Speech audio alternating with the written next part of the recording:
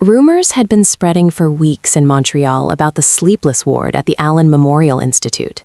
It was 1957 when patients, young and old, veterans and housewives, began reporting the same curious afterimage, a low, humming pulse at the back of their skulls, and dreams that repeated like scratched gramophone records. Families whispered of personality blanks, of children who forgot how to tie shoelaces, of women who woke in the night unable to remember their husbands' faces. The whisper grew until it entered the press, and then, reluctantly, the pages of government files.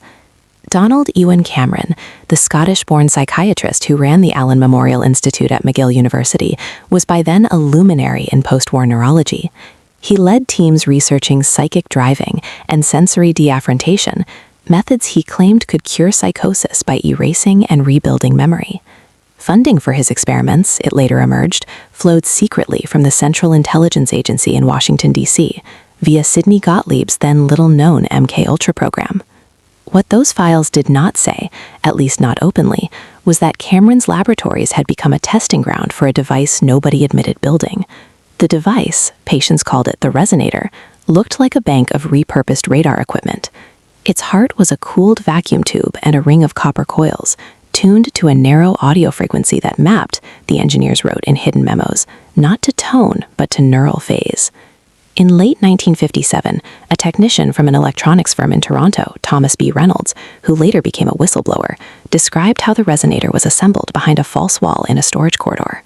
He remembered men from Washington bringing wooden crates stamped with Navy serials. He remembered a schematic in pencil showing entrainment, 0.97 hertz. Cameron's methods already included prolonged sleep, drug-induced coma, and repetitive tape loops.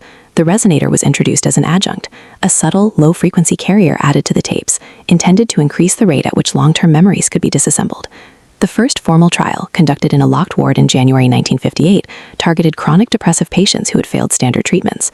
On paper, some patients improved. Behind closed doors, others became shells, responsive but stripped of narrative continuity.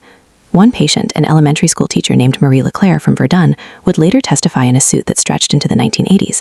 She arrived at the institute remembering the name of her first dog. She left reciting nursery rhymes she'd never known, unable to recall the color of her wedding dress. In testimony recorded under oath, another patient described a choir of faraway radios that spoke an internal punctuation into his memories. Cameron wrote clinically of synthetic amnesia and a clean slate. The CIA files, when partially declassified years later, used the phrase behavioral modification. The science, at least as they described it, mixed plausible neurophysiology with the audacity of Cold War desperation. The Resonator's low-frequency entrainment, the memo suggested, could bias hippocampal firing patterns long enough that incoming sensory tapes would be encoded as if new. It read like an experimental neurologist's fever dream.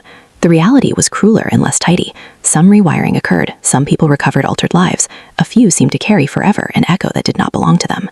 When journalists and a Senate subcommittee finally pried open the files in the 1970s, the public discovered MKUltra's breadth, and the Allan Memorial became synonymous with secretive abuse. Lawsuits followed in Canada and the United States.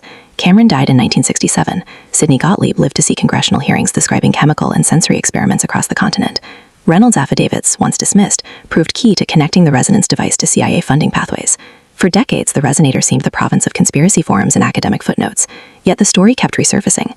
In 2009, an audio engineer in Kingston, Ontario, analyzing early field recordings of maple sap boiling, found an underlying hum at 0.97 hertz, an impossible ambient artifact that matched Reynolds' schematic. He published a cautious paper. In 2018, a retired technician swore he had thrown the last coil into the St. Lawrence River. No one recovered it.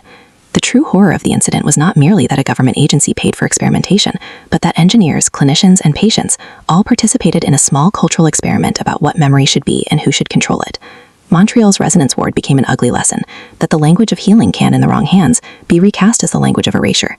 The files remain partly sealed, the hum is quiet now, but sometimes at night in the old neighborhoods near McGill, survivors say they still wake with a phantom rhythm at the edge of their thoughts, an oral residue of an era when science and secrecy braided themselves into something indistinguishable from myth.